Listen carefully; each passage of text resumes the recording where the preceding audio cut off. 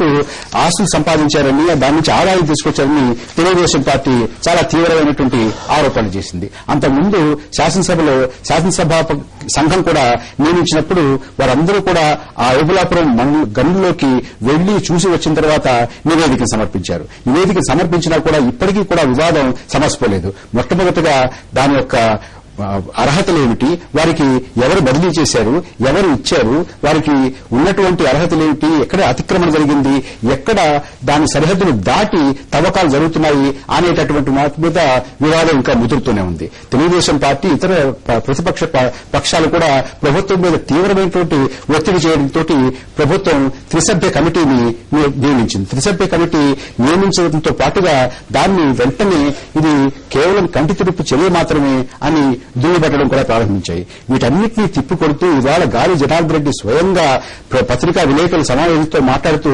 ఇది తాము చాలా స్వచ్ఛంగా, చాలా పారదర్శకంగా అక్కడ తవ్వకాలు జరుపుతున్నామని, ఏ రకమైనటువంటి నియమ నిబంధనలు కూడా అతిక్రమించలేదు అని స్పష్టీకరణ చేశారు. ఈ నేపథ్యంలో ఇక్కడ ఉన్నటువంటి సత్యమెంత, అసత్యమెంత, వీరు చెబుతున్న దాంట్లో అటు విపక్షాలు గాని, ఇటు ప్రభుత్వ పక్షం గాని, అటు ఓబులాపురం మైనింగ్ కంపెనీ గాని చెబుతున్న దాంట్లో ఎంత సత్యం ఉంది, ఎంత అసత్యం ఉంది అనేటటువంటి దాని మీద ఇవాళ అన్వేషిద్దాం. ఇవాళ చర్చలో పాల్గొనడానికి రాజకీయ విశ్లేషకులు శ్రీ సి నరసింహారావు, శాసనసభాపక్షం తెలుగుదేశం పార్టీ ఉపనాయకులు, అంతకుముందు శాసనసభలో సభా సంఘాన్ని వేసినప్పుడు ఆ సభా సంఘంలో సభ్యులుగా ఉన్నటువంటి శ్రీ నాగం జనార్దన్ రెడ్డి, కాంగ్రెస్ పార్టీ వరిష్ఠ నాయకులు, శాసనసభ్యులు, గతంలో శాసనసభలో సభా సంఘాన్ని నాయకత్వం వహించినటువంటి శ్రీ యువరాసు ప్రతాప్ రెడ్డి మనతో ఉన్నారు. చర్చను ప్రారంభించే ముందు గాలి జనార్దన్ రెడ్డి ఇవాళ తన వైపుగా స్పష్టీకరణ, తన వాదనని ఎలా సమర్థించుకున్నారో వారి మాటలను ఒకసారి విందాం. మైనింగ్ ధిక్కరించి 40 నుంచి 50 మంది ఎమ్మెల్యేలతో ధర్నాలు చేస్తామని చెప్పి వాళ్ళు ఓబులాపురంకి వచ్చినప్పుడు రాజశేఖర రెడ్డి గారు గౌరవయుతంగా అన్ని పార్టీలను ఓబులాపురంలో ఎటువంటి అక్రమాలు లేవని చెప్పని మేము మీడియా ద్వారా రాష్ట్ర ప్రజలకు చెప్పాము. మేము డాక్యుమెంట్స్ అన్ని ప్రొడ్యూస్ చేశాము. రాజశేఖర రెడ్డి గారు అసెంబ్లీలో కొన్ని గంటలు కొన్ని నెలలు ప్రజల యొక్క ఒక అమూల్యమైనటువంటి ఒక సమయాన్ని, అసెంబ్లీ కాలాన్ని వృధా చేసినటువంటి చంద్రబాబు నాయుడుకు ఫైనల్ గా రాజశేఖర రెడ్డి గారు ఆల్ పార్టీ కమిటీని వేశారు. ఆయన అన్ని పార్టీల వాళ్ళు కూడా ఆయన ఓబులాపురం మైనింగ్ కంపెనీకి వచ్చారు. ఒక్క తెలుగుదేశం పార్టీలో ఖడ్గమృగం లాంటి నాగం జనార్దన్ రెడ్డి తప్ప, ఖడ్గమృగం లాంటి మృగం నాగం జనార్దన్ రెడ్డి తప్ప ఆ రోజు మొత్తం అన్ని పార్టీలకు సంబంధించినటువంటి ఎమ్మెల్యేలందరూ కూడా ఓబులాపురం మైనింగ్ కంపెనీలో కొండపైకి వచ్చారు. స్పాంటేనియస్ గా, ఎమోషనల్ గా అక్కడ అన్ని పార్టీలకు సంబంధించిన వాళ్ళు ఒక ఈ ఖడ్గమృగం నాగం తప్ప అందరూ కూడా స్వచ్ఛందంగా స్పాంటేనియస్ గా అక్కడ వాళ్ళు మీడియా ముందర వాళ్ళు మొత్తం వాళ్ళ అభిప్రాయాలు ఇక్కడ జనార్దన్ రెడ్డి చేస్తున్నటువంటి ఓబులాపురం మైనింగ్ కంపెనీలో ఎటువంటి అక్రమాలు కూడా లేవని చెప్పేసి సాక్షాత్ మీడియా సమక్షంలోనే మొత్తం ఆంధ్ర ప్రజానీకానికి తెలిపారు. ఇంత నీచంగా, ఇంత అబద్దాలు, అసలు నోటుకు వచ్చినట్టుగా అబద్దాలు చెప్తున్నావు. నువ్వేదో ఎన్టీ రామారావు ఆ మహానుభావుడిని నువ్వు వెన్నుపోటు పొడిచి గుడ్డేట్లు నువ్వు దొంగగా నువ్వు అధికారంలోకి వచ్చిండొచ్చు, కానీ నువ్వు ఆ తర్వాత వైఎస్ రాజశేఖర సమక్షంలో ఒకసారి అధికారాన్ని కోల్పోయినావు. రెండోసారి నీ నక్క జీతులంతా చూపించే కూడా నువ్వు అధికారాన్ని కోల్పోయినావు. నీ జీవితంలో ఆ భగవంతుడు అనేవాడు ఉంటే నువ్వు చెప్పేటువంటి నీచమైన అబద్దాలకి ఎట్టి పరిస్థితుల్లో కూడా చంద్రబాబు నాయుడు నువ్వు జీవితంలో ఈ రాష్ట్రాన్ని పరిపాలించడానికి నీ కొన్న ఊపిరినంత వరకు కూడా సాధ్యం లేదు. ఈ ఆంధ్ర రాష్ట్ర ప్రజలు నీ అబద్దాన్ని, నీ నీతి బుద్ధిని క్షమించే ప్రశ్న లేదు. అవసరమైతే జనార్దన్ రెడ్డి యావత్తు ఆంధ్రప్రదేశ్ లో నీ యొక్క అబద్దాలని, నీ యొక్క నీచాలని, నీ యొక్క తప్పుడు మాటల్ని ఎండగట్టే దానికోసం నేను అవసరమైతే నేను ఎక్కడి వరకైనా కూడా ప్రజల్లోకి వెళ్తాను. నేను ఈ వివాదం మీద ప్రతిపక్ష నాయకులు శ్రీ నారా చంద్రబాబు నాయుడు, అలాగే లోక్ సత్తా పార్టీ అధ్యక్షులు డాక్టర్ జయప్రకాష్ నారాయణ అంటున్నారో అది కూడా చూద్దాం. ఏం ఛాలెంజ్ చేస్తారు? తెలుగుదేశం పార్టీని ఓడిస్తాం, ఏ విధంగా అధికారంలోకి వస్తారని చూస్తామని చెప్పి ఛాలెంజ్ చేసే పరిస్థితి వచ్చింది. ఒక వ్యక్తి ఇల్లీగల్ గా మైనింగ్ చేశాడని మీరు చెప్తే, ఆ మైనింగ్ చేశాడు, ఇది ప్రజల సంపద నష్టం వస్తుందని చెప్తే మమ్మల్ని ఓడిస్తామని చెప్పే పరిస్థితికి వచ్చారంటే ఎంత దారుణమైన రాజకీయాలను మీరు అర్థం చేసుకోవాలి. ఈ రోజు మీరు ఇంకొక విషయం కూడా చూసుకోవాలి.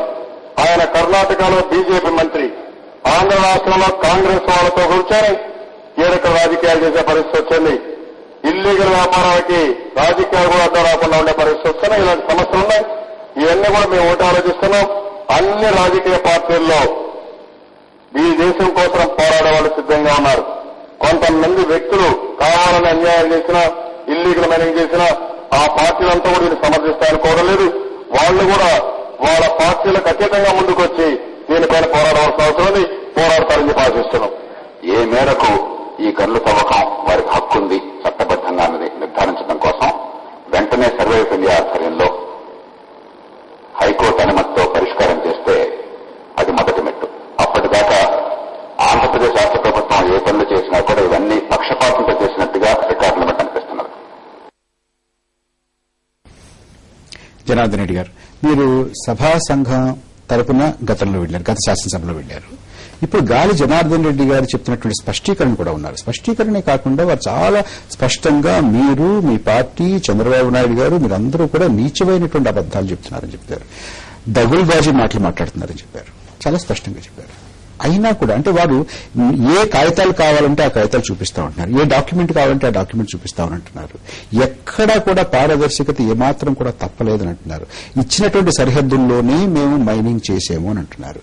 ఇంకా మీరు అభ్యంతరాలు పెడుతున్నారా? వారు చెప్పిన దాంట్లో మీరు కన్విన్స్ కావట్లేదా? ఇప్పుడు ఒకటండి, మొట్టమొదటి వారి భాషకు నా యొక్క తీవ్రమైనటువంటి అభ్యంతరాన్ని నేను తెలియజేస్తా ఉన్నాను. ఒక మనిషి మాట్లాడే మాటలు కాదది. ఒక మంత్రి ఉన్నారు, ఆయన కర్ణాటకలో ఈరోజు ఒక బాధ్యత కలిగిన మంత్రి.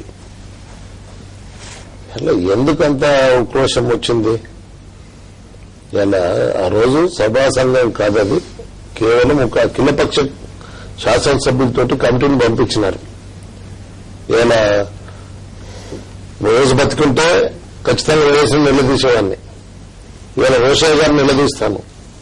ఆ రోజు మేము అక్కడికి పోతే ఇక్కడ మాకు ఎంటైర్ మెటీరియల్ మాకు ఇక్కడ ఇవ్వండి, మేము అట్లీస్ట్ చదువుకుంటామని వస్తాం, రాత్రికైనా చదువుకుంటామని చెప్తే జస్ట్ ఒక 2 బుక్కులు ఇచ్చినారు. దాంట్లో సమాచారం ఏమీ లేదు. దాంట్లో మేమైతే కోరినామో ఆ సమాచారం ఇవ్వలేదు. అది సమాచారం మేము అక్కడ ఏదైతే బళ్ళారి పోయిన తర్వాత ఇస్తామన్నారు. బళ్ళారిలో అడిగినాం గెస్ట్ హౌస్ లో. కాదండి, అక్కడికి వెళ్లి ఓబులాపురం పోయిన తర్వాత ఆ హిల్లక్స్ కింద ఒక షామ్యాన్ వేసినాం, అక్కడ ఇస్తామన్నారు. అక్కడ ఇవ్వలేదు. నీటికి పోయిన తర్వాత ఇస్తామన్నారు. అక్కడ ఇవ్వలేదు. ఎందుకంటే అక్కడ ప్రతాప్ రెడ్డి గారు ఉన్నారు, నేను అక్కడ అడుగుతూనే పోయినాను. నేను ఒక్కటే అక్కడికి పోయిన తర్వాత అక్కడ ఉండే అధికారులను ఒకటే అడిగినాను, ఇక్కడ ఒక సుంకులమ్మ గుడి ఉండాలి కదా, ఆ గుడి ఎక్కడుంది చూపించండి అని చెప్పినాను. ఇక్కడ లేదు. ఇదే జనార్దన్ రెడ్డి గారు, ఇక్కడ లేదు, ఇది కర్ణాటకలో ఉందని చెప్పిండు. పేపర్లు చూడండి, దాంట్లో ఏముంది, పత్రికల్లో క్లియర్గా వచ్చింది. జీటీఎస్ స్టేషన్ ఎక్కడ ఉన్నా అది అక్కడే ఉందని చెప్పినాడు. ఎలా అక్కడికి వెళ్ళి ఆయన అంటే అబద్దాలు స్టార్ట్ అయిపోయినాయి. నేను చెప్పినాను, ప్రతి ఐబీఎం ప్రకారంగా ఒక స్కెచ్ ఉంటుంది.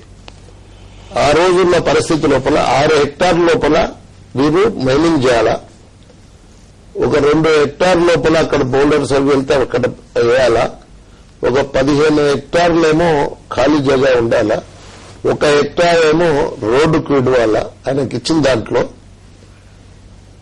అది అంటే దానికి ఈ తీసిన మైన్ ను స్టోర్ చేసేందుకు 3-4 హెక్టార్లు దాంట్లో పెట్టాలి. అది ఐబీఎం ప్లాన్. అది 0.3 మిలియన్ ఆ రోజు ఉండేదాన్ని సంవత్సరం పొడుగున కలిసి 0.3 మిలియన్ అంటే 3 లక్షల టన్నులు తీయాల. కింద చూస్తేనే మేము అంటే ఇళ్ళకి ఎక్కుతుంటేనే ఆడనే ఒక 4-5 లక్షల టన్నులు పడింది. అంటే సంవత్సరానికి సరిపోయేదానికంటే ఎక్స్ట్రా అక్కడ డీకేటీ భూముల్లో 140 ఎకరాల్లో, అది డీకేటీ భూములు, అవేవో ఎస్సీలకు సంబంధించినవి డీఫామ్ పట్టాలు. దాంట్లోకి వెళ్లి రైల్వే లైన్ వేసినాడు, రైల్వే స్టేషన్ పెట్టినాడు ఇల్లీగల్ గా. దాన్ని కూడా నేను వెంటనే అక్కడ నేను అబ్జెక్షన్ చేసినాను. దాని తర్వాత వారు మైనింగ్ చేస్తున్న ఏరియా చూపించమంటే ఎక్కడ నువ్వు మైనింగ్ చేస్తున్న 6 హెక్టార్స్ ఆ స్కెచ్ యాడ్ ఉంది, ఎక్కడ బౌండరీస్ ఉన్నాయంటే చూపించలేదు. అక్కడ ఓకే పిల్లర్స్ పెట్టారండి. పిల్లర్స్ అంటే poles, not pillars, sorry poles, iron poles పెట్టి తెల్ల జెండాలు కట్టినాడు. అట్లా ఉండకూడదు. బాజప్తా కాంక్రీట్ దిమ్మలు ఉండాలా 2 మీటర్ల ఎత్తుల. That is the access. అది ఎవరి అంటే 10 మీటర్స్ కు అట్లా ఒక్కొక్క ప్రశాంత్ రెడ్డి గారు, మీరు ఆయన అక్రమంగా మైనింగ్ చేస్తున్నారు, 10,000 కోట్ల రూపాయలు విలువైనటువంటి ఖనిజాన్ని